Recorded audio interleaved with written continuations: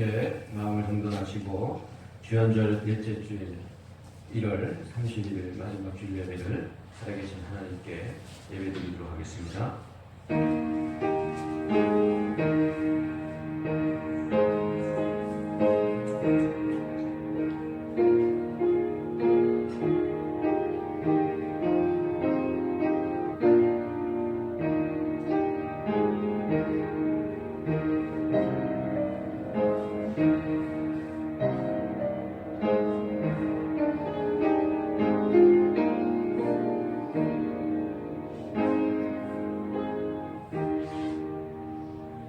사랑과 은혜가 많으신 하나님 아버지, 하나님의 은혜를 감사를 드립니다.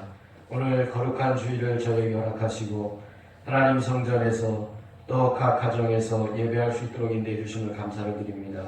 오직 이 예배가 홀로 영광 받으시는 하나님께 온전히 드려지는 예배 되게 하여 주시옵시고, 성령께서 함께하여 주셔서 우리의 영과 마음을 주장하여 주셔서 하나님 앞에 믿음으로 영광 돌리는 거룩한 예배 되게 하여 주옵소서. 예배의 시간을 가는 모두 주님께 맡기오며 예수님의 이름으로 기도드리옵나이다. 아멘. 우리 다 함께 영광송 36장 찬송 부르시겠습니다.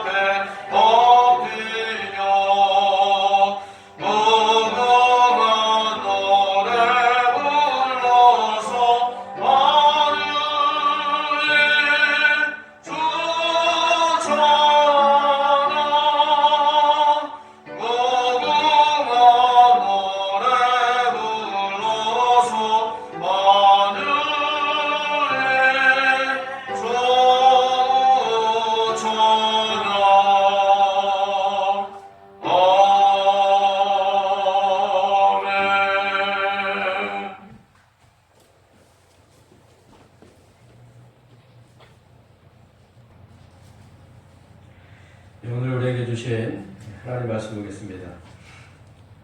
마가복음 10장 43절에서 45절 말씀입니다. 신약 페이지 73페이지에 기록되어 있습니다. 신약성서 마가복음 10장 43절로 45절까지 말씀입니다. 다 찾은 줄 알고 제가 하나님의 말씀을 봉독해 올리겠습니다. 너희 중에는 그렇지 않을지니 너희 중에 누구든지 크고자 하는 자는 너희를 섬기는 자가 되고 너희 중에 누구든지 으뜸이 되고자 하는 자는 모든 사람의 종이 되어야 하리라.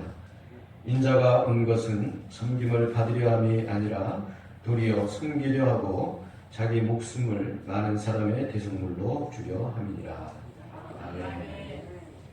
할렐루야. 네, 오늘도 거룩한 주일을 맞이하며 또 주님의 성전에 나와서 예배하고 또 각 가정에서 영상으로 예배하는 우리 사랑하는 모든 교우들에게 하나님의 은혜와 평안이 언제나 넘치기를 주님의 이름으로 간절히 축원합니다. 우리 옆손에서 축복하겠습니다. 잘 오셨습니다. 주님의 사랑으로 환영하고 축복합니다. 네, 감사합니다. 오늘 말씀은 섬김 속에 만나는 하나님이라고 하는 제목으로 말씀을 전하려고 합니다. 교회가 섬김을 잃어버리면 타락하게 되고 심판과 징계를 받게 됩니다. 여러분, 교회의 힘은 무엇입니까? 또 우리 그리스도인의 힘은 어디에서부터 나오는 것입니까? 우리 인류 역사를 이렇게 쭉 시대별로 흘러왔습니다. 헬라인들은 그들의 철학과 지식에서 그 힘이 나온다고 했습니다. 그래서 소크라테스, 아리스토텔레스 이런 그리스의 그런 철학자들이 있지 않았습니까? 그리고 로마 제국이 등장합니다. 로마에는 그들의 힘을, 제국을 자랑했습니다. 그래서 무력을 통해서 그 힘이 나온다 그렇게 씁니다. 이집트인들은 어떻습니까? 돈이라고 했습니다. 인도 사람들은 정신력이라고 했습니다. 또 공산주의는 플로레트리아 혁명에서 힘이 나온다고 했습니다. 그리고 지금 현대인은 과학과 기술에 있다고 합니다. 그러나 기독교는 어디에서 힘이 나옵니까? 바로 사랑의 힘, 섬김의 힘에서 바로 우리 기독교의 힘은 나오는 거예요. 사랑으로 남을 섬기는 종의 도에서 그 힘은 비롯됩니다. 남을 섬기는 힘에서 기독교의 힘이 나오는 것입니다. 그 힘만이 인류를 구원할 수가 있습니다. 그 힘만이 모든 문제를 해결하는 단초가 되는 것입니다. 그 힘만이 또한 참된 것입니다. 세상을 구원하는 것도, 하나님의 선교를 위해 세상의 신뢰를 얻는 것도, 그리고 교회를 건강하게 세워나가는 것도, 우리 그리스도인의 영성을 새롭게 하는 것도 십자가의 사랑으로 세상을 섬기는 그 섬김의 영성에서 그 힘이 나오는 것입니다. 그래서 교회가 섬김을 잃어버리면 타락하게 되고 심판과 징계를 받게 되는 것입니다. 우리 주님께서 오늘 말씀을 통해서 말씀해 주셨습니다. 내가 온 것은 섬기러 왔다 말씀했습니다. 45절 말씀에 인자가 온 것은 섬김을 받으려 함이 아니라 도리어 섬기려 하고 자기 목숨을 많은 사람의 대속물로 주려 함이라 말씀하고 있습니다. 오늘 말씀에 예수님께서 이렇게 제자들에게 말씀해 주시는데 그 배경이 있습니다. 예수님은 예루살렘에 올라가시면서 십자가의 고난의 사역을 생각하고 계셨어요. 그리고 자신을 세상의 대속물로 주시고자 하는 그야말로 비장한 그런 결단과 그 마음으로 지금 예루살렘을 올라가는 거예요. 그리고 제자들은 그 예루살렘에 올라가시는 예수님을 따라서 갑니다. 그런데 제자들 중에 12제자 중에 야고보와 요한이 주님 앞에 나와가지고 이제 주님께서 예루살렘에 올라가면 이제 주님의 영광 중에 유대인을 다스리는 그런 왕으로 등극할 것이다 그렇게 생각한 거예요. 그래가지고 주께서 왕으로 오실 때 우리를 하나는 주의 우편에 하나는 주의 좌편에 앉게 하여 주옵소서 그렇게 요청합니다. 이 야고보와 요한은 세베대의 아들들이었어요. 형제였어요.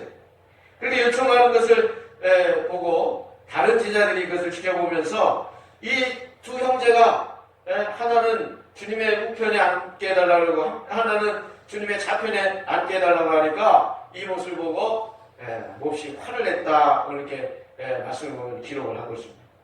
여러분 어떻습니까? 이 두 형제도 그러고 나머지 12제자들도요 다 이기적인 그런 제자들의 모습을 보여주고 있습니다. 그야말로 각자 높아지려고 하는 제자들의 모습을 봅니다. 그런데 어떻습니까? 이 제자들과 예수님과 3년 동안 이제 공생애를 같이 보내면서 이 예루살렘으로 올라가는 예수님의 공생의 마지막 부분이에요. 제자들이 3년을 예수님을 따라다녔지만은 지금 그 이 순간은 예수님과 너무나도 동떨어진 생각을 하고 있어요. 그야말로 다른 꿈을 꾸고 있어요. 동상이몽이에요. 예수님은 어떻게 하면 이 인류를 위해서 내가 대속물로 십자가에 못 박힐까 하는 그런 고난의 사역을 생각하고 예루살렘에 올라가고 있지만 이 제자들은요 오직 주님의 높아지는 영광만을 생각해가지고 자기들이 예수님의 덕을 봐서 하나는 우편에 하나는 좌편에 앉을 생각을 하고 그 모습을 보는 다른 제자들은 이 제자들을 보고 몹시 화를 내면서 자신들도 높아지려고 하는 그야말로 예수님과 제자들 사이에는 다른 생각을 하고 있는 것입니다. 그러면서 예수님께서 이 제자들에게 오늘 말씀에 말을 하는 거지. 너희 중에 크고자 하는 섬기는 자가 되고 으뜸이 되고자 하는 자는 모든 사람의 종이 되어야 하리라. 인자가 온 것은 섬김을 받으려 함이 아니라 도리어 섬기려 하고 자기 목숨을 많은 사람의 대속물로 주려 함이니라. 분명하게 제자들에게 가르쳐주고 있습니다. 여러분 오늘 이 말씀을 통해서 우리는 주님의 이 당부와 가르침을 통해서 참 그리스도인은 어떤 사람인지를 우리는 알아야 되는 것이죠.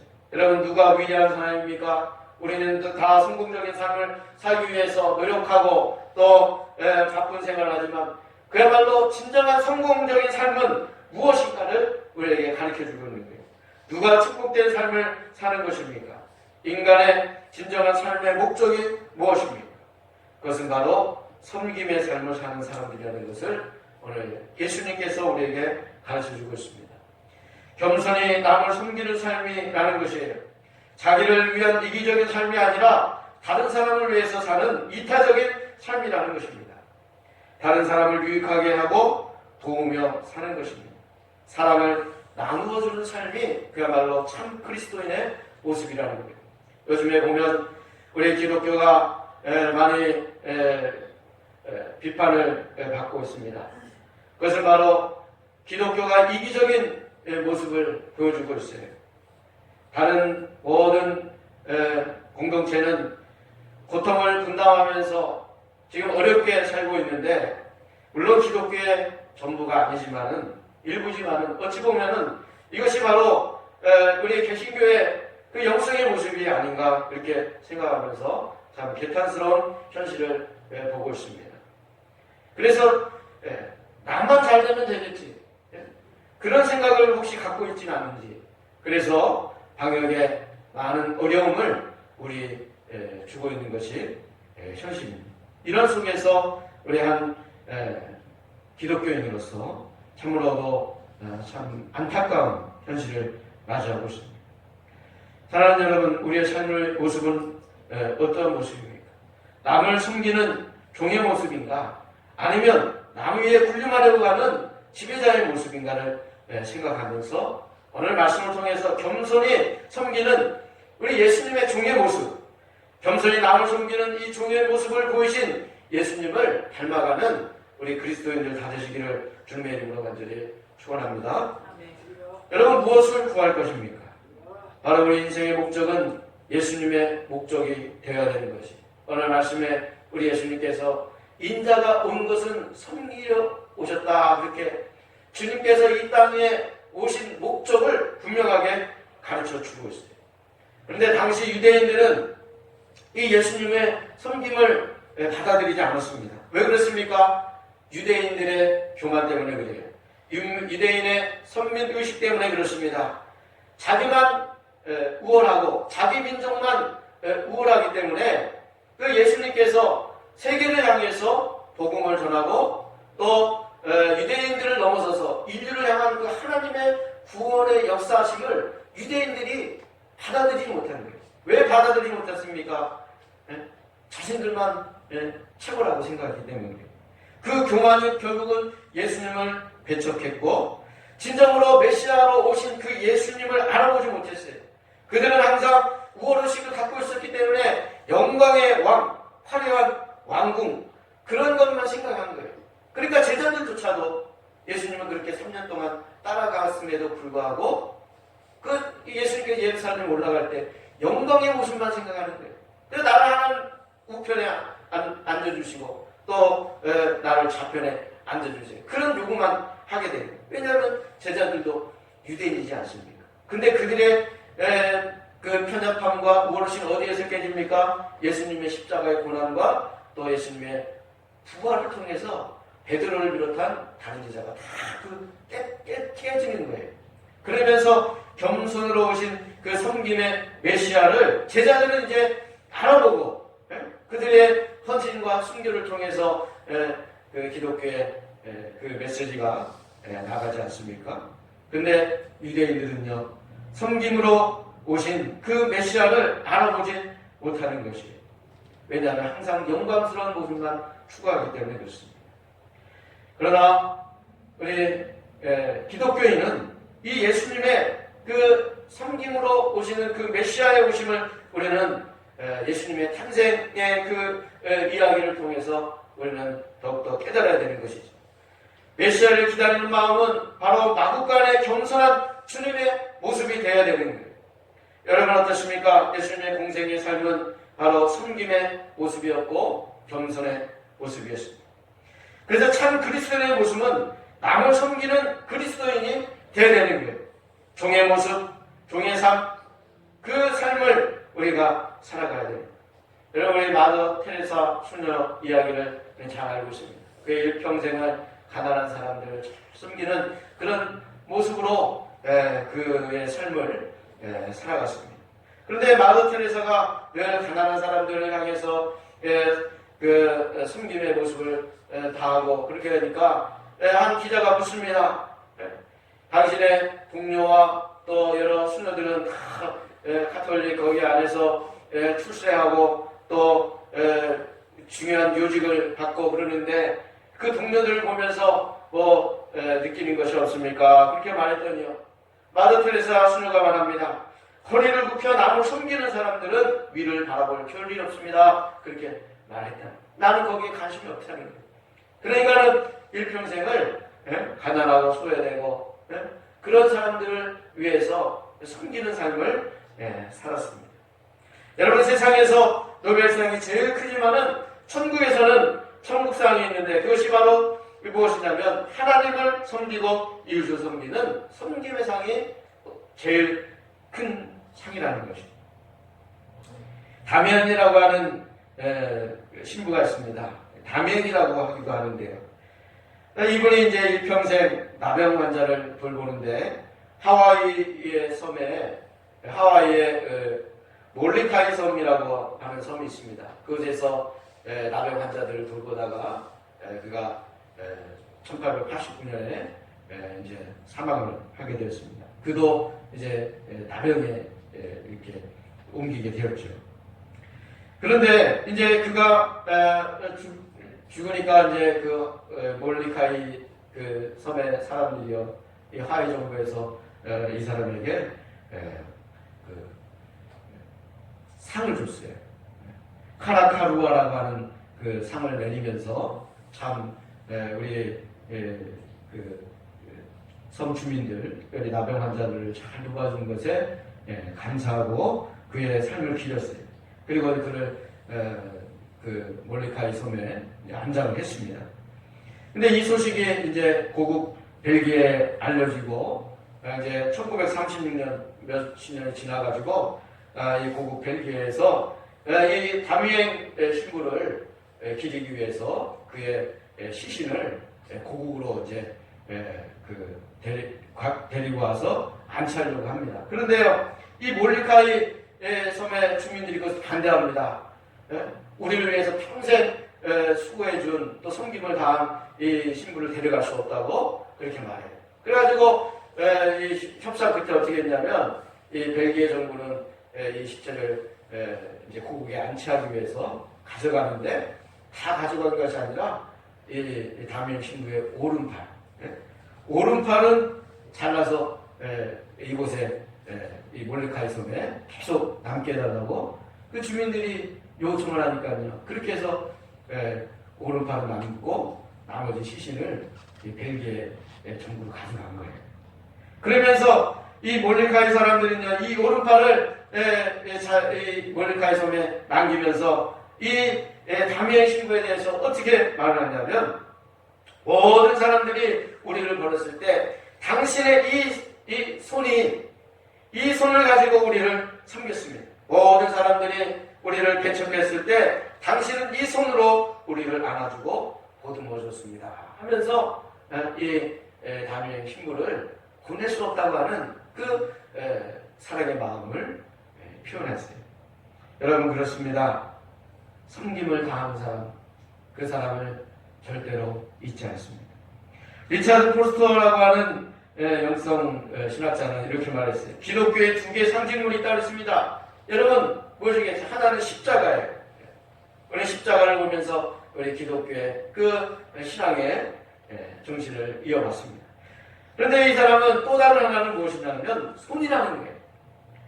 허리에 수건을 등에 메고 제자들의 발을 씻겨주신 주님의 그 섬김의 손이 기독교를 상징한다. 병든 자를 돌보신 그 사랑의 손, 고통당하는 자들의 눈물을 닦아주는 손, 그리고 하나님 앞에 기도하는 손, 그것이 바로 우리 기독교를 상징하는 십자가와 손이라는 것을 리차드 포스터라고 하는 사람은 그렇게 말했어요. 여러분, 유명한 흑인 운동가인 루터킹 목사가 유언을 할 때 어떻게 유언을 했냐면은, 거창한 장례식을 자신을 위해서 장례식을 하지 말고, 또 내가 노벨상 받은 것을 말하지 말고 단지 헐벗고 굶주린 자들을 찾아가서 저들에게 입히고 먹을 것을 주며 위로하고 용기를 준 섬김의 사람이었다라고 그렇게만 말해주시옵소서. 말해달라고 그렇게 유언을 했다고 합니다. 여러분, 이런 여러 사람들을 보면서 우리는 무엇을 구할 것입니까? 바로 우리 예수님께서 오신 인생의 목적이 우리의 목적이 되어야 되는 것입니다. 인자가 온 것은 섬김을 받으러 온 것이 아니라 섬기러 왔다, 그렇게 말씀했습니다. 섬기는 사람, 종의 모습으로 겸손히 섬기는 사람, 그것이 바로 예수님의 섬김의 도를 실천하는 사람들이다. 오늘 이 시대에 우리가 이러한 실천을 해야 될 줄로 믿습니다. 그렇다고 하면 우리가 누구를 섬겨야 되겠습니까? 마태복음 22장 34절에서 40절 말씀을 보면, 내 마음을 다하고 내 목숨을 다하고 내 뜻을 다하여 주 너의 하나님을 사랑하여라, 이렇게 말씀하고 있습니다. 이것이 가장 중요하고 흡득하는 계명이라고 했습니다. 둘째 계명도 이거와 같다 그랬습니다. 내 이웃을 내 몸과 같이 사랑하여라 말씀했습니다. 여러분, 이 두 계명에 온 율법과 예언서의 본뜻이 달려 있습니다. 하나님을 사랑하고 이웃을 사랑하는 것, 하나님을 섬기고 이웃을 섬기는 것입니다. 파스칼이라고 하는 사람은 이런 말을 했습니다. 그대의 인생은 단 한 번밖에 없는 인생이다. 단 한 번밖에 없는 인생으로 어디에 투자할 것인가? 그 투자를 하나님께 하라, 그렇게 말했다고요. 여러분, 하나님을 섬기는 것이 우리가 첫 번째 섬겨야 될 것이에요. 하나님을 섬기는 삶, 하나님께 투자하라, 이렇게 파스칼이 말을 했다는 것이죠. 여러분, 누가복음 7장에 보면 한 죄인인 여인이 나옵니다. 그가 일평생 모았던 옥합을 주님 앞에 깨뜨리는 거예요. 그리고 주님에 대한 사랑과 섬김을 바로 보여주는 거예요. 이 여인은 이전의 삶은 세상의 헛된 것에 투자했습니다. 그렇지만 주님을 만난 후에는 그야말로 거룩한 투자를 하는 거죠. 거룩한 사람이 된 겁니다. 초대교회의 믿음의 어머니가 되었고, 주님께 드려진 그 사랑과 섬김의 삶을 통해서 참 신앙의 모습이 어떠한 것인지를 우리에게 가르쳐주고 있습니다. 사랑하는 여러분, 우리가 섬김의 삶을 살아야 되는데, 첫 번째 우리가 섬겨야 할 분은 살아계신 하나님인 줄로 믿습니다. 코로나19 시대에 우리가 교회를 자유롭게 오지는 못하는 그런 상황이라 할지라도, 바로 이 코로나를 통해서 우리의 삶의 현장이 곧 하나님 드리는 예배라는 것을, 예배의 본질에 대해서 참 역설적으로 우리에게 가르쳐주고 있습니다.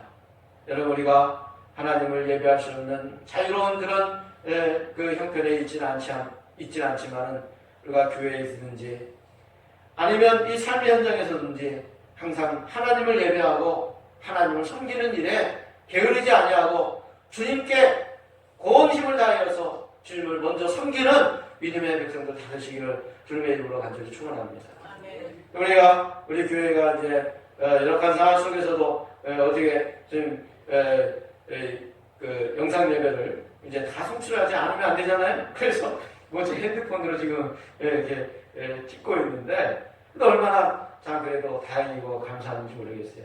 그래서 여기서 시청하시는 우리 교우들도 여러분 최선을 다해서 영상으로라도 예배 잘 들으시길 간절히 바라겠습니다. 영상을 볼 때요, 내복 차림으로 이렇게 보지 마시고 침대에 누워서 보지 마시고 딱 처음 볼 때는 영상을 켜고 옷을 단정하게 입고 마치 교회에서 예배 드리는 것처럼 최선을 다해서 예배 드리시고, 또 이렇게 이제 비대면으로 좌석에 20% 이렇게 허용해가지고 또 이렇게 우리 몇 분 오셨잖아요.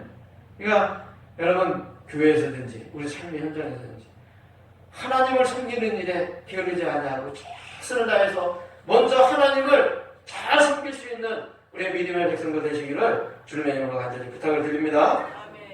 그 다음에요, 어떻게 누구를 섬겨야 됩니까? 바로 이웃을 섬기는 사람이 되어야 됩니다. 하나님 사랑은 이웃 사랑에서 나오는 것입니다. 여러분, 1월 18일 날 이런 기사를 제가 봤는데, 서울역에서 한 노숙자가 이제 어떤 중년 신사에게 커피 한 잔 사달라고 그렇게 요청을 했어요. 그런데 이 중년 신사가 커피 한 잔이 문제가 아니라 자신의 외투를 이 노숙자에게 이렇게 입혀줘요. 그래 자신이 낀 장갑을 벗어가지고 이 노숙자에 끼워줍니다. 거기다가 커피 몇십 잔 마실 수 있는 5만 원을 탁 줬다는 거예요. 근데 어떤 분이 이것을 보고 촬영을 했어요. 그래가지고 여러분들 아마 보셨을 거예요. 그래서 이것이 인터넷 기사에 이렇게 이제 떠서 정말 이 어렵고 힘든 코로나 이 시기에 이 세상을 따뜻하게 해주는 그런 훈훈한 기사가 있지 않습니까? 여러분, 바로 이웃을 이것이 섬기는 거예요. 말로 섬기는 것이 아닙니다. 그런데 어떻습니까? 이거 바로 이타적인 삶이죠. 그런데 참 또 인터넷 뉴스에는 참 이기적인 삶을 여러 군데서 보여주는 사람들도 있어요. 여러분, 사랑은 작은 것에부터 시작하는 거예요. 사랑은 마스크로부터 또 시작될 수 있는 이 시대에. 그래서 다 마스크 쓰는데요, 어떤 분이 마스크를 안 쓰세요. 마스크는 좀 써주십시오. 누가 이렇게 부탁을 하면요, 아유 죄송합니다 하고 써야 되는데 고집과 아집으로 인해가지고 마스크 내 자유인데 마스크 누가 나한테 쓰라고 그렇게 말했다고 해서 막 싸우고 쌍욕하고 그런 것도 우리가 보지 않나요? 참 대비적이지 않습니까? 사람은요, 이타적인 삶을 사는 것입니다. 이기적인 삶이 아니라 이타적인 삶을 사는. 사랑하는 여러분, 우리가 하나님을 섬기듯이 이웃을 잘 섬기는 사람들이 참 그리스도인입니다. 그러면 우리가 이웃 속에서 어떻게 섬겨야 되겠습니까? 섬김이란 무엇입니까? 제가 섬기는 방법을 간략하게 7가지로 말씀하겠습니다. 죄송하지만 영어를 써서 참 죄송한데요. 섬김이 뭐예요? 영어로 서비스잖아요. 이 서비스는요, 봉사하다, 봉사, 섬김의 뜻을 갖고 있고, 서비스는 예배도 서비스라고 그래요, 영어로. 그래서 이니셜 7가지를 가지고 제가 간략하게 말씀을 드리도록 하겠습니다. 서비스에는 S-E-R-V-I-C-E 이렇게 되잖아요. 그래서 첫 번째, 우리가 이 서비스를 가지고 세상을 섬기는데 첫 번째 방법은 무엇이냐? S, 스마일이에요. 스마일이 뭡니까? 웃음이에요, 미소예요, 또 친절이라고 해요. 여러분, 남을 섬길 때 웃으면서 섬겨야 되는 거예요. 기쁨으로 섬겨야 되는 거예요. 친절한 마음을 가지고 섬겨야 되는 거예요. 남에게 웃음을 주는 것도 남을 섬기는 것입니다. 톨스토이는 이렇게 말했어요. 톨스토이가 이제 지나가는데 구걸하는 사람이 톨스토이에게 아까 커피 한 잔 드세요 이렇게 돈을 구걸했어요. 근데 톨스토이가 나올 때 산책을 나가다 보니까 지갑을 갖고 나오지 않았어요. 지갑을 있었으면 거기서 좀 줄 텐데 돈을 갖고 나오지 않았어요. 그래 너무나 미안해가지고 구걸하는 사람에게 형제여 미안합니다. 그렇게 말했어요. 이 사람이요, 이 구걸하는 사람이 그렇게 대답했다고 해요. 돈보다 귀한 선물을 내가 받았습니다. 그것은 바로 당신이 나에게 형제여 라고 하면서 사랑스러운 미소를 주었기 때문에 그렇습니다. 그렇게 말했다. 여러분 우리가 돈을 주면 얼마나 좋습니까? 돈이 없더라도 우리가 얼마든지 이웃을 섬길 수 있다는 거예요. 물론 돈도 주면 좋지만 그러니까 스마일 웃음이 이웃을 섬길 수 있는 첫 번째 방법이에요. 두 번째 방법은 서비스에서 S 다음에 E예요. E는 뭐냐면 엔터 들어가는 겁니다. 우리 컴퓨터 자판을 치면 엔터를 탁 치면 어떻게 합니까? 들어가잖아요. 여러분 이웃을 섬기는 방법 두 번째는 들어가는 거예요. 들어가는 건 참여하다는 거예요. 여러분 섬김은 생각에 그치는 것이 아니라 다른 사람의 유익을 위해서 참여하는 것입니다. 어려운 이웃의 삶에 참여하고 동참하는 거예요. 세상 속으로 들어가는 거예요. 우리 기독교가 지금 코로나 이 시대에 정말 필요한 것이 바로 이와 같은 거예요. 세상 속으로 들어가는 거예요. 소금 들어가서 녹아지는 거예요.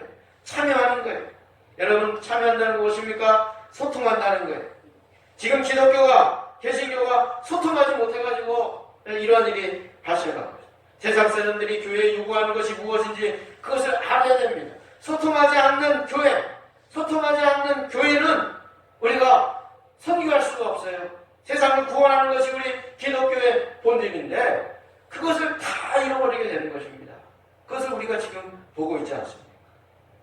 그야말로 그런 의미에서 교회가 소통하지 못하는 것에 대해서 교회의 위기가 있다는 거예요. 여러분 공감 능력이 있어야 되는 거예요. 세상의 그 아픔을 우리 교회가 알아야 돼요. 우리 성도들이 세상이 우리 성도들에게 요구하는 것이 무엇인지를 우리가 알아야 되는 거예요. 그래서 예수님처럼 종의 모습으로 그들에게 다가가고 그들에게 함께 참여해줘요. 그래서 여러분 방역도요. 그런 의미에서 적극적으로 참여해야 되는 거예요. 교회가 예배를 정부가 타다봤다. 벌써 공감 능력이 없는 거예요. 참여하지 못하는 거예요. 여러분 세상 속에서 이웃을 어떻게 섬길 것입니까? 들어가는 거예요. 참여하는 거예요. 그 다음에 이제 세 번째로는 R이지 않습니까? 리스펙트라는 거예요. 존중하는 것이지. 리스펙트가 뭐냐? 존중하다 하지 않습니까? 바로 섬김은 다른 사람의 의견을 존중해 주는 것입니다. 겸손한 삶의 태도를 가지고 남을 인정하고 높여주는 것이에요. 우리 교인들은 이 존중하는 마음이 있어요. 성도들 간에. 여러분들이 목회자를 잘 존중해주고 또 저도 여러분들을 존중하고 그것이 바로 이 존중하는 여러분 세상 속에서 여러분 만나는 지인들을 잘 존중해 주시기를 주님의 이름으로 간절히 축원합니다. 그 다음에 이제 네 번째는요. V잖아요. V는 volunteer, 자발적인 봉사. 이 봉사 정신, 섬김이란 자발적인 것입니다. 억지로가 아니라 자발적인 봉사 정신입니다. 그러므로 섬김이란 봉사하는 삶입니다. 봉사하는 삶 속에 참된 기쁨이 있습니다. 봉사는 우리의 삶의 진정한 가치가 무엇인지를 가르쳐주고 있습니다. 우리 개신교의 특징이 뭐냐면 봉사를 잘해요. 교회에서 봉사하는 우리 권사님들, 우리 장로님, 집사님 참 봉사를 잘해요. 이 봉사 훈련이 잘했어요. 그런데 한 가지 더 나가야 될 것이 있어요. 이 봉사를 교회에서만 봉사하는 것이 아니라 세상에서도 여러분 봉사하시기를 주님의 이름으로 부탁을 드립니다. 섬김과 나눔의 그 봉사 속에 하나님의 축복이 있습니다. 풍성한 삶이 있습니다. 위대한 생애가 있습니다. 아무리 지식과 소유가 많고 지위와 명성이 높다 해도 겸손히 남을 섬기는 삶이 아니라면 유치원생에 불과하다는 거죠.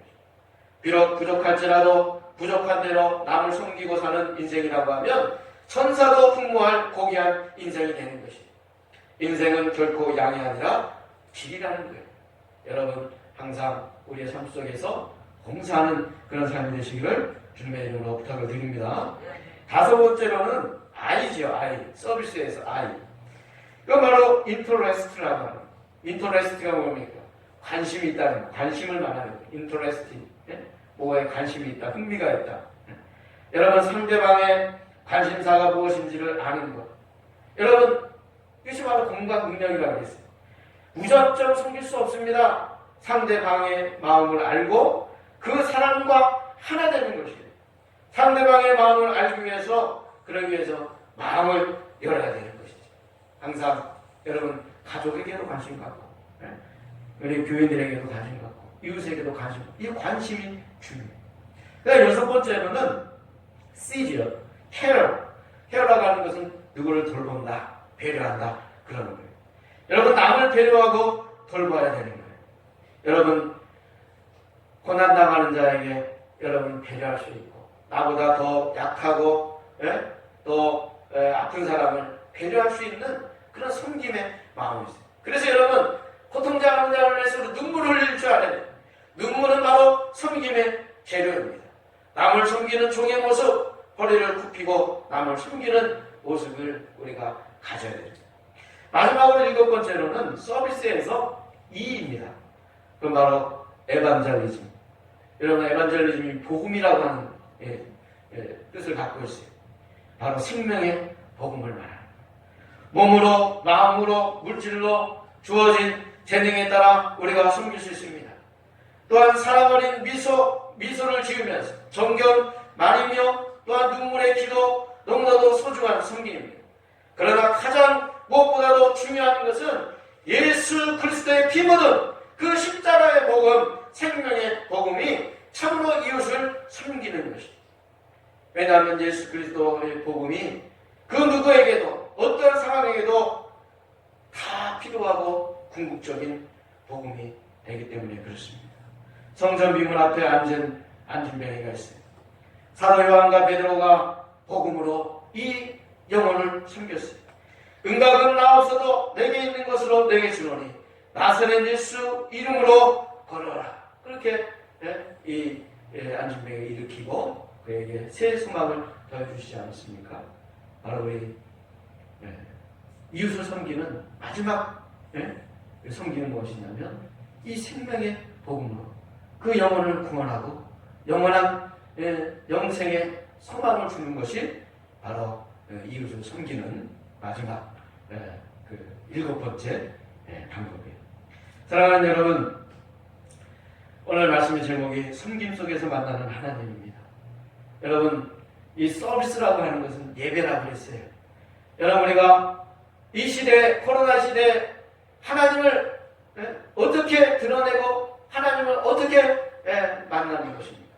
바로 세상 속에서 사랑하고 섬김을 통해서 하나님을 만날 수 있는 우리 사랑하는 대학중학교의 모든 믿음의 권속들 되시길 간절히 바랍니다. 바로 섬김의 삶에 하나님의 축복이 있어요. 한 통계를 보니까 네 가지에 있어서 행복하다고 하는 것입니다. 먼저 첫 번째로는 섬기는 사람은요, 삶의 만족도가 있습니다. 우수함과 기쁨과 감사가 넘치는 거예요. 두 번째는 가정에 있어서도요, 평화와 안정된 가정이라는 거예요. 그리고 세 번째로 인격과 성품에 있어서도 고상하고 너그럽고 온유하다는 거예요. 그리고 마지막 네 번째로 생활의 풍요도에 있어서도 아주 풍요롭게 산다는 통계가 나왔어요. 여러분, 섬김은 바로 하나님의 축복입니다. 오늘 이 섬김의 삶을 통해서 하나님을 만나고 바로 세상을 구원해 나가는 이 우리 교회의 본질을 회복해 가는데 헌신해 나가는 우리 성도들 다 되시기를 주님의 이름으로 간절히 축원합니다. 기도하겠습니다. 사랑과 은혜가 많으신 하나님 아버지, 하나님의 은혜를 감사를 드립니다.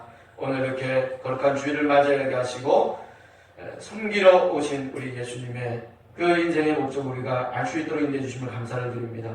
우리의 삶을 통해서, 우리의 섬김을 통해서 하나님을 친구하고 하나님께 영광 돌리는 우리 모두가 되게 하여 주옵소서. 예수님의 이름으로 기도드리옵나이다. 아멘. 그러시고 축방으로 예배를 마치도록 하겠습니다.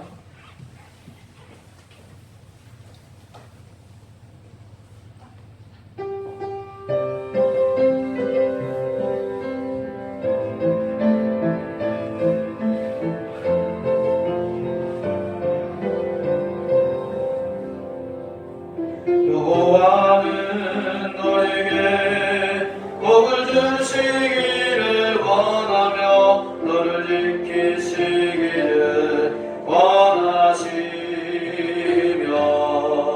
여호와는 그의 얼굴을 너를 향하여 드사 은혜와 평강 주시기 원하노라. 너를 보배롭고 존귀하게 여기시는 하나님이 내 삶 속에서 이 약속은 진실하게 이루시니 땅에 기름진 것으로 하늘에 신령한 것으로 너를 복 주시고 지키시 하나님이 너의 영혼 잘 되도록 은혜 베푸시며 평강으로 인도하시리.